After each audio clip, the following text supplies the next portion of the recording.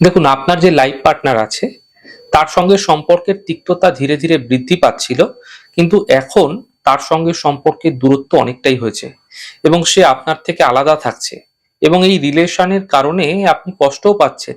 কিন্তু আপনি চাইছেন যেন আপনাদের সম্পর্কটা আবার মধুর হয়ে যায়, আপনাদের সম্পর্কটা আবার ভালো হয়ে যায়। এমন ক্ষেত্রে আপনারা কি করবেন?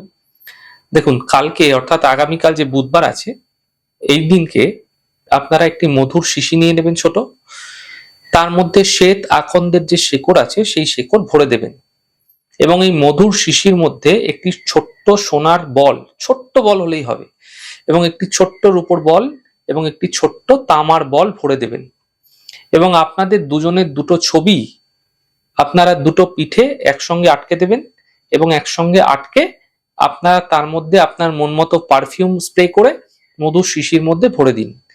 এরপর মধুর শিশিটি ভালো করে আপনারা বন্ধ করুন এবং এই শিশিটি আপনি যেখানে শয়ন করছেন রাত্রেবেলা, সেখানে আপনার মাথা যে দিকটায় থাকে তার কাছাকাছি কোনো উঁচু জায়গায় রেখে দিন।